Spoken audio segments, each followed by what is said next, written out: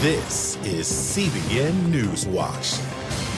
It is Wednesday, January 6th. I'm Ephraim Graham. Ahead today, Democrats closing in on possible control of the United States Senate, picking up one seat in the runoff elections in Georgia, with the outcome in the decisive final seat still uncertain.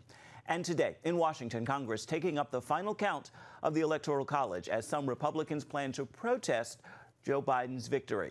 And Christians come to Washington to pray. It is called the Great Reset, the plan for a global agenda that some call worldwide socialism. And some good news, how the COVID-19 pandemic gave birth to a new sound of praise. All those stories and more are ahead in this edition of CBN NewsWatch. I want to begin this half hour with the battle for control of the United States Senate hanging now on one of the two runoff elections in Georgia, after Democratic challenger Raphael Warnock defeated incumbent Senator Kelly Loeffler, giving the Democrats one more seat, as many Republicans stayed home. In the other race, challenger Jon Ossoff holds a narrow lead over incumbent Senator David Perdue, but it remains too close to call. If Ossoff wins, that would lead to a 50-50 split in the United States Senate, with the Vice President-elect Kamala Harris holding the tie-breaking vote, giving Democrats control of the chamber. CBN's Eric Phillips brings us this look at the race from Georgia. On runoff election day, we saw lines from early in the morning and into the evening. Voters didn't seem to mind because they realized the importance of this historic day.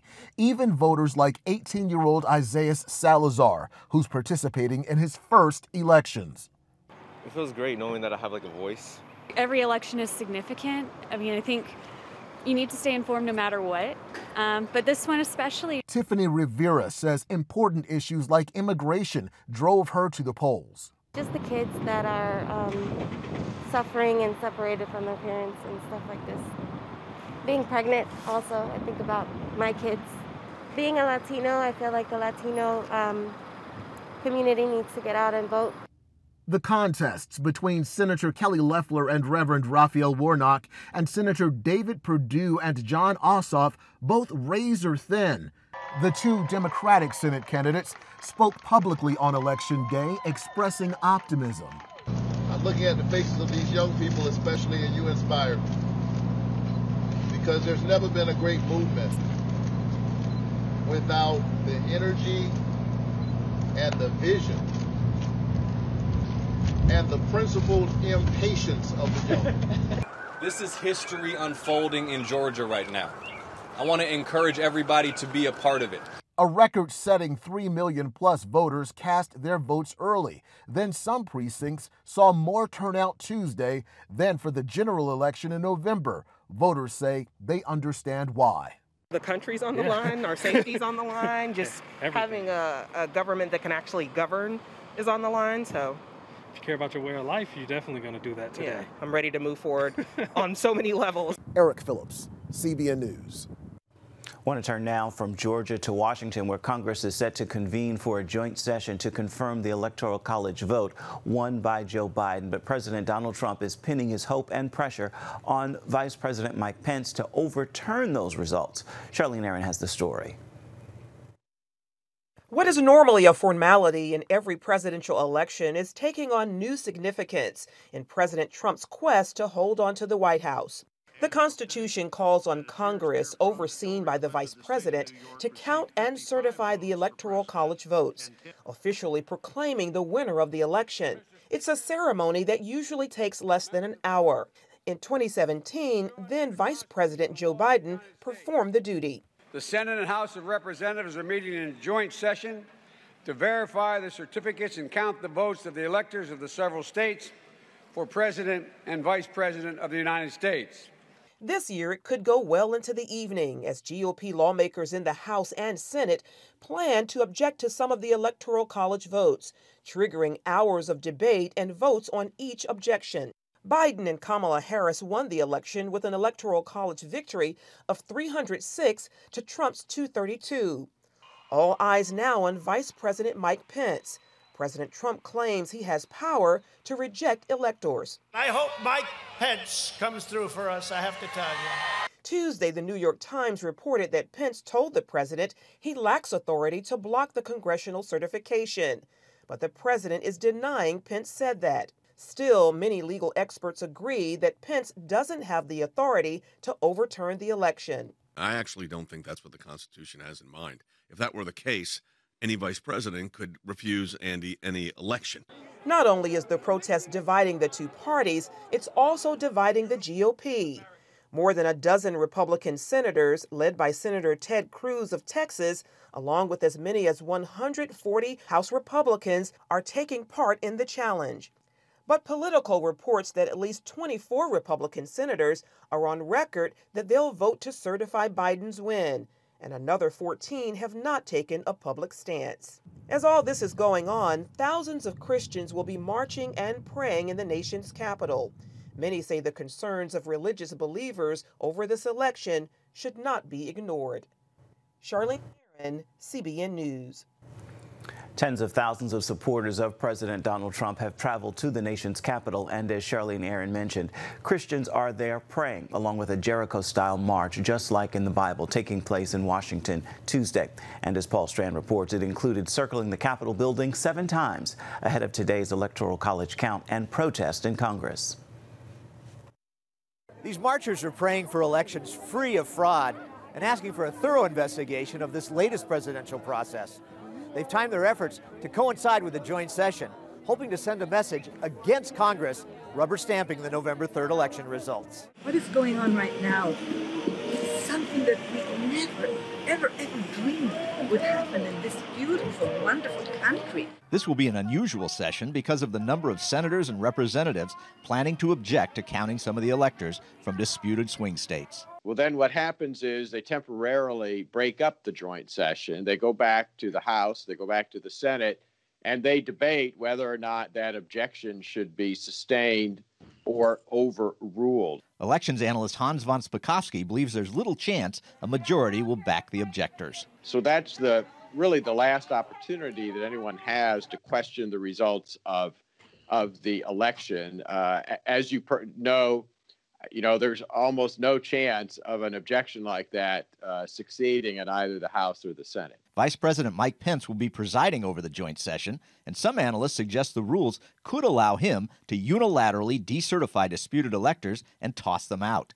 Spakovsky disagrees. He's just in overseeing the process of opening and counting the votes. There doesn't seem to be anything in the statute that would give him the authority to actually file an objection to the certification. Still, these demonstrators keep believing that some revelation could possibly change the election outcome, and they insist their concerns and hopes shouldn't be ignored or belittled.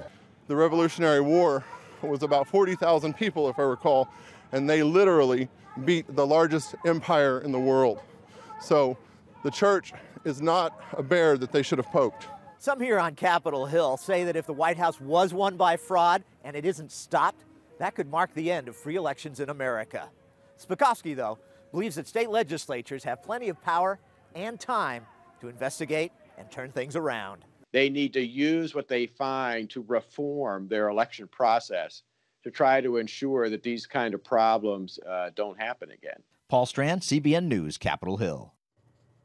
And you can see our special CBN News live coverage of the Electoral College count in the joint session of Congress today on the CBN News Channel. You can also find it on the CBN News app. It all begins at 12:30 p.m. Eastern Standard Time.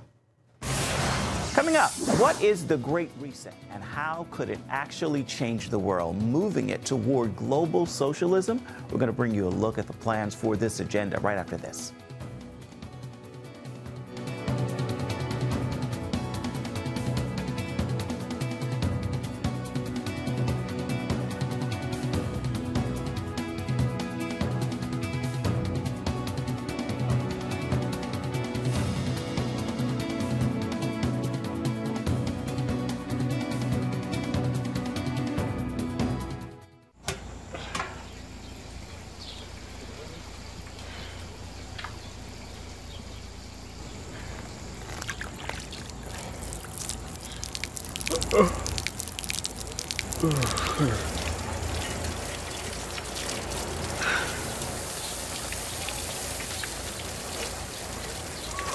Life is better with a good night's sleep. Get your free DVD or booklet of Protect Your Sleep. as the world watches from the outside. It's a big diplomatic tug of war here in the Middle East. Go inside the story with Jerusalem Dateline. Israeli archaeologists are talking about a discovery that could change the thinking about the Temple Mount. Join CBN Jerusalem Bureau Chief Chris Mitchell and get the biblical perspective on the events shaping the world. What starts in Israel then ends up going to other places. Watch Jerusalem Dateline, Friday night at 9:30 on the CBN News Channel. Life. It's meant to be lived fully. Jesus said it. I came to give you life. Life to the fullest. Life in your family. Life in your finances. Life in your body, mind, and spirit. Life in your everyday.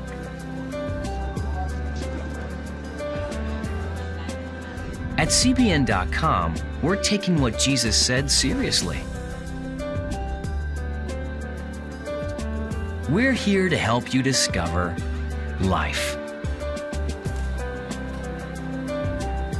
Life. Live it fully. CBN.com.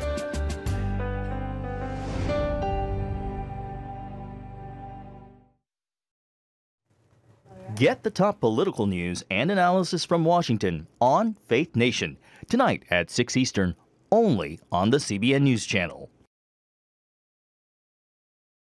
Welcome back. It sounds like a page out of science fiction, but it is all too real. The Great Reset is a plan to radically change our world.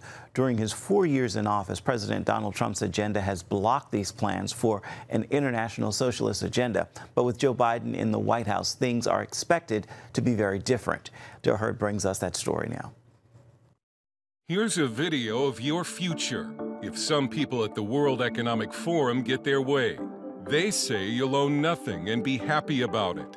Energy will be green, rationed, and expensive, and travel will be restricted. Even your diet will be controlled, and currency will be digital. This left-wing dystopian dream is called the Great Reset, and you're supposed to be excited about it. The Great Reset has been labeled a conspiracy theory, and even sounds like a conspiracy theory.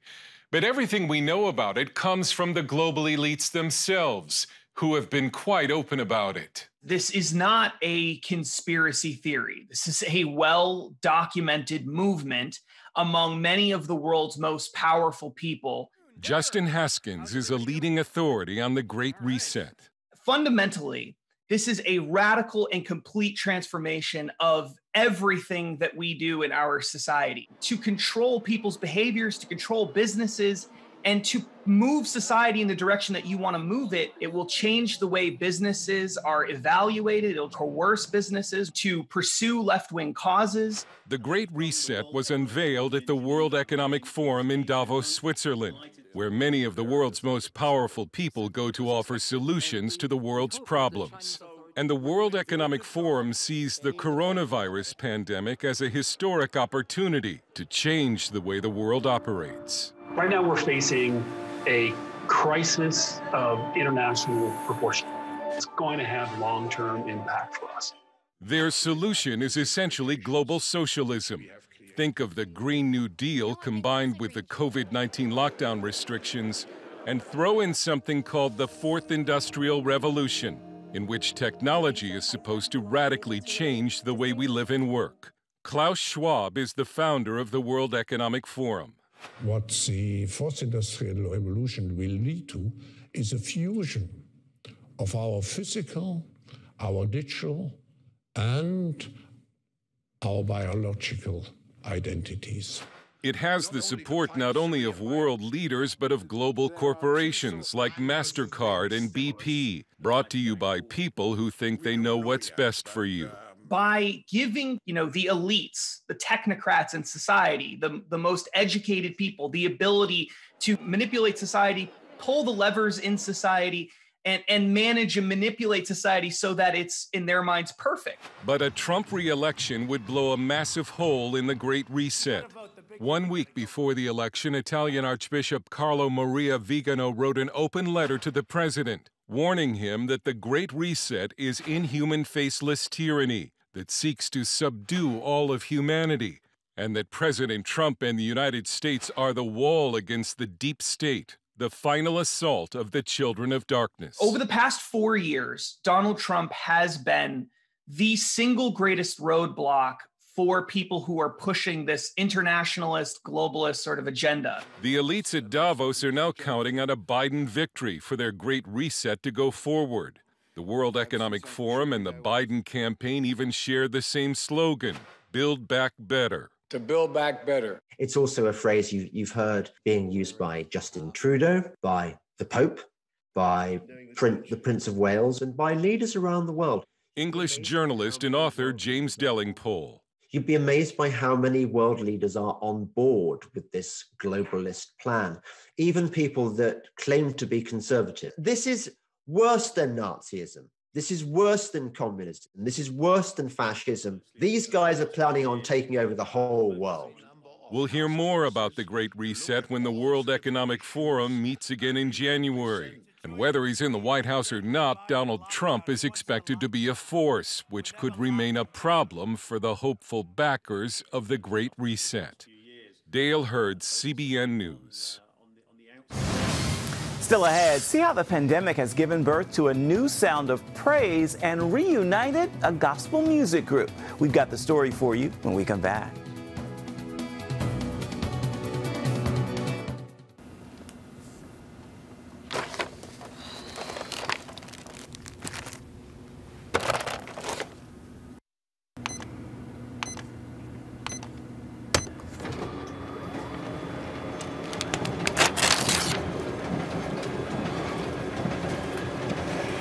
Life is better with a good night's sleep. Get your free DVD or booklet of Protect Your Sleep today. I'm Ephraim Graham, and this is Studio 5. Cruise with me as I discover the good things happening in the world of music, sports, television, and movies. The fact that Ryan Coogler was going to be directing the film, I knew that something special was going to happen. We'll chat with artists at the forefront of entertainment and explore the connection between popular culture and faith. I asked my pastor, I said, well, does that mean I'm supposed to be a preacher? He says, well, no, you already have a pulpit. Watch Studio 5 Wednesday night at 9:30. Remember for a moment what it was like to be a child. You believed every story you were told. You saw a world full of endless possibilities. What stories will the world's orphaned and at-risk children believe? We believe the Bible tells the only story truly worth believing. We believe that every child should have the opportunity to dream, the chance to take challenges and turn them into possibilities, the chance to stand on the promises of God, to recognize their place in the greatest story ever told. They have their whole lives ahead of them. Theirs is a world of endless possibilities. They are looking for a story to believe. We will tell them that story. Will you join us?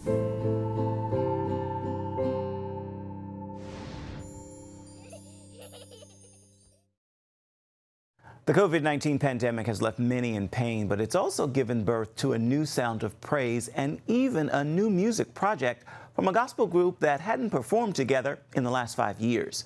Brandon Camphor and his group One Way pay a visit to Studio 5 to spread some Christmas joy even after the holiday.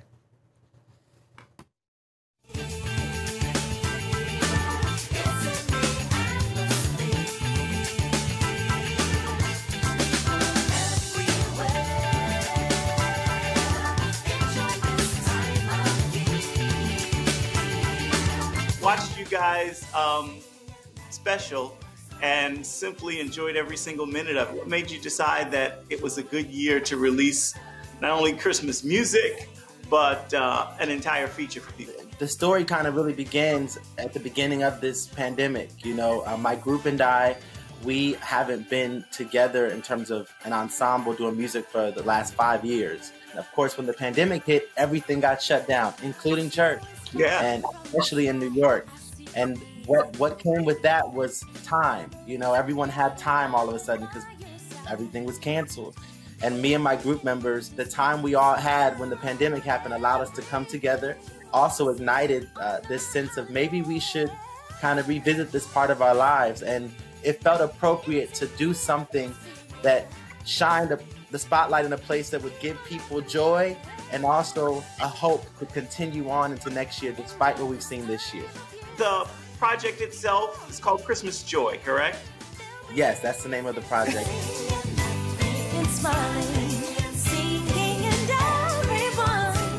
When Christmas Joy was written, I gotta be honest, I didn't have this music in mind. I just wrote a song that had the melodies and harmonies I liked. And this was a great one because it brought back that era of my life of music that I love, but I know that is universally loved by everyone. It has that little Jackson 5 kind of groove. Yeah. And then of course, if you watch the special, the video that goes along with it, we added a little dance move. My personal favorite, God of Mercy.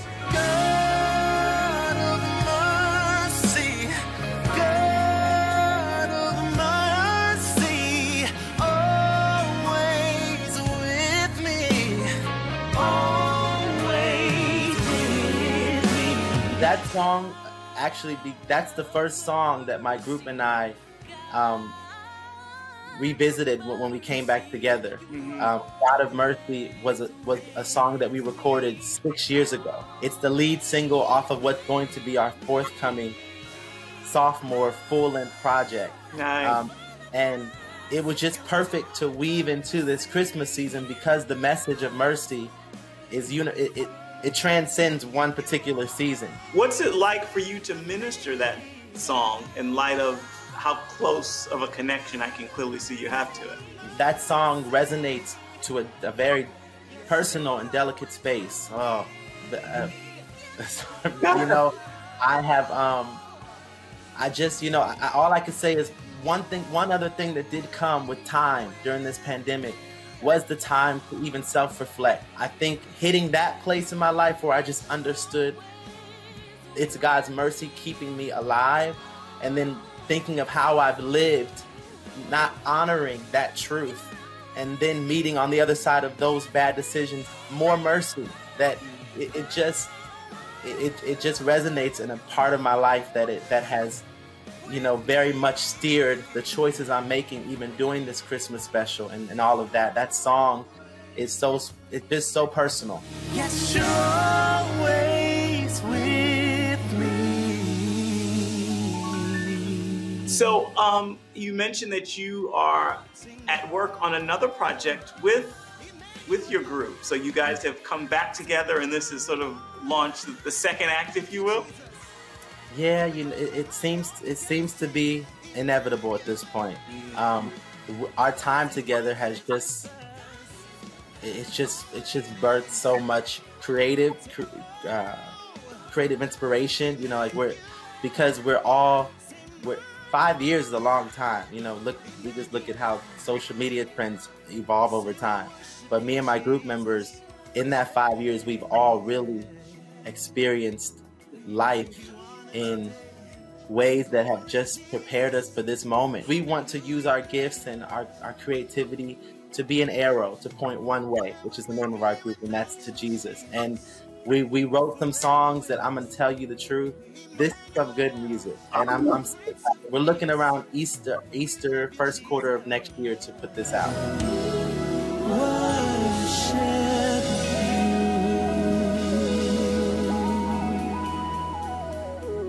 That Christmas Joy project is still available and still worth listening to. And as you heard, Brian Camphor and his group have new music coming your way about Easter. For more news in the uplifting world of entertainment, be sure to check out Studio 5 tonight. It begins at 8:30 Eastern, and you can find it on the CBN News Channel. We'll be right back with an encouraging word for your day ahead. It's coming up right after this. Hey, if you're tired and exhausted all day, you can't think clearly, and you really just need a cup or even a pot of coffee to get through your day, then join me, Dr. Josh Axe, for this new series where I'm going to teach you how to transform your diet and use essential oils and supplements to get a better night's sleep. Wake up to your best life. Call 1-800-700-7000 to get your free DVD or booklet of Protect Your Sleep today. It's about the competition. I kind of put that pressure on myself, and I think people had expectations. It's about overcoming. We use this phrase all the time, keep chopping, keep practicing hard. It's about going the distance. I think as a father, it's my job, to lead. Just be the best husband and father I can be. Watch Going the Distance with Sean Brown Saturday night at 7:30 on the CBN News Channel. Orphans Promise is committed to loving and serving at-risk children, to helping keep families together, and to creating opportunities for strong and sustainable communities around the world. We're working in over 60 countries around the world, and with your help, we can do even more. There's an old African proverb I love that says, if you want to run fast, run alone. But if you want to run far, run together. At Orphans Promise, we want to run far so we can touch the lives of as many orphaned and vulnerable children as possible. But we don't want to go alone. We're out to change the world, one child, one family, one community at a time. Will you join us?